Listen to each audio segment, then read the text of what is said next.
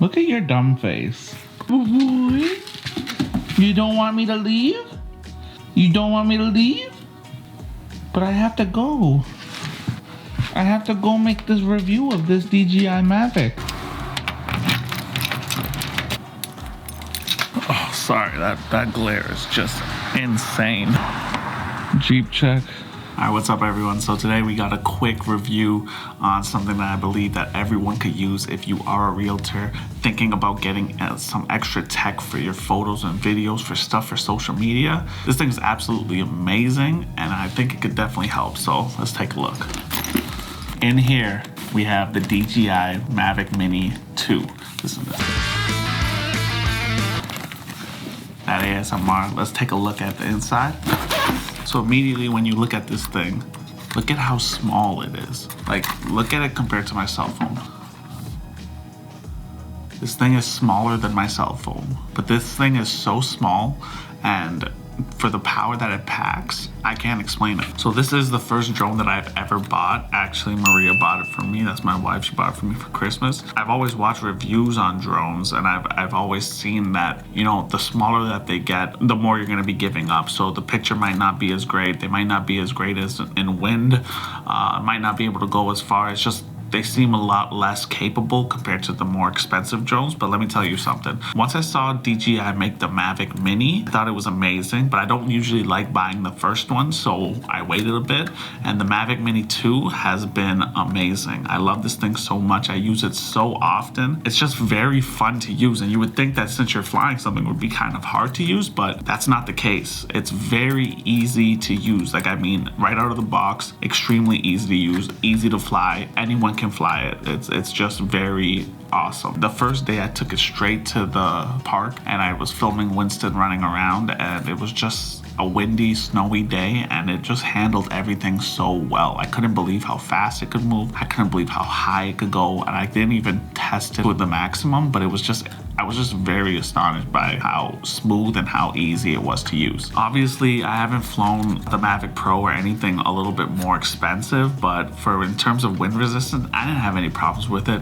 I do live in Toronto, and the only times I have flown it have been outside in the cold, and it's been able to handle that very well. Funny enough, the only time I've ever actually crashed it was inside, and I don't know why I was flying it inside. It was pretty stupid. I was flying it in my house and I crashed it in the wall, but that was pretty dumb on my part. In terms of the Mavic Mini 1, I know that they were claiming that the wind resistance wasn't as great. So DJI did something great, and they increased the motor strength by 23%, so you can handle wind a lot more better. And this thing flies extremely fast, up to 16 meters per second. As I said before, I have never really tested it out to its maximum, but they claim that it can fly up to 10 kilometers away. I would not feel comfortable doing that, just because if it got lost, I would have no clue how to find it. And DJI claims this is because of their OcuSync 2.0. Now again, I haven't flown any other drones, so I've never had an issue with this. And I know that when you fly in areas that have more structures or trees or anything, the connection sometimes breaks up, but I've never had an issue with that so far. Maybe if I've been flying in more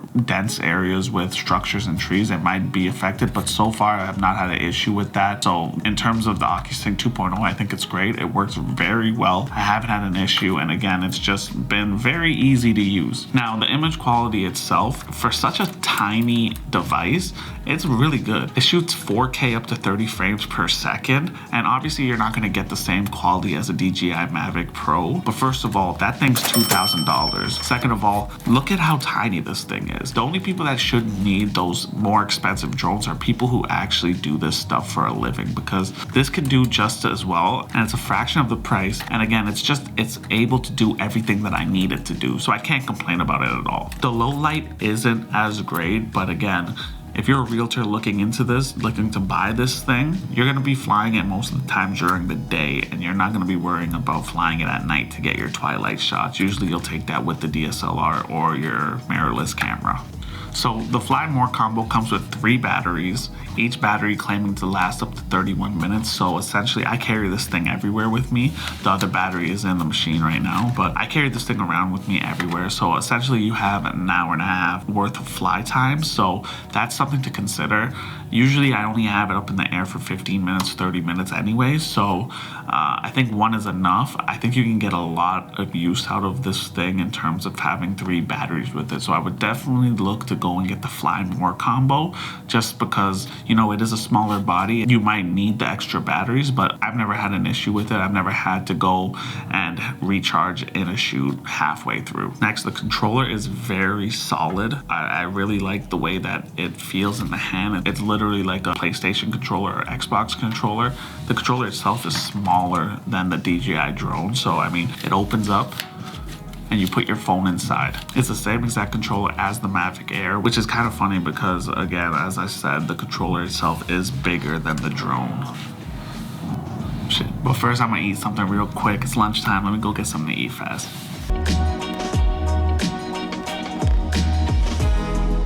Alright, so sorry, I switched locations after that meal. I got a message to sell these shoes, these Peloton shoes. I bought a bike the other day and they came with women's shoes and they don't fit Maria, so gotta sell them.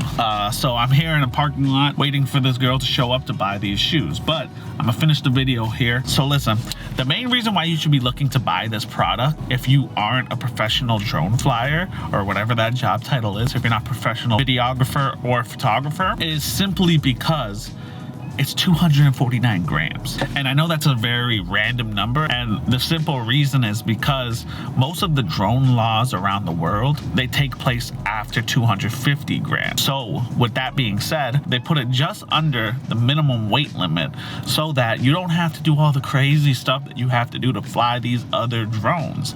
So in my opinion, if you are just a casual drone flyer like myself, I do it for a few videos, a few pictures here and there, literally to highlight other things that I can't do on foot, this is the perfect drone for you. It literally is. It can do everything that it needs you to do. It has great quality video, 4K video. It's light. You can fit it in any kind of bag. So I think it's a very valuable product. If you're a professional videographer or photographer, or this is what you do for a living, maybe go and get the license to fly the Mavic Pro. Maybe go spend $2,000 on a better drone that's going to capture better video and be able to do different things that help with your video. But for myself and for majority of people who just fly drones for fun, it's nice to have. $500, you don't have to do all the crazy setup, all the crazy tests. I just press a few buttons and I'm up in the air. So I think it's a great product. I like it a lot. I haven't had any issues with it so far. So I'm gonna put a link below. If you want, go check it out. If you like this video, please hit the like button. Also,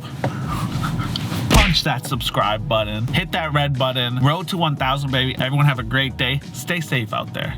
Please do your part. We'll talk to you guys soon. Peace.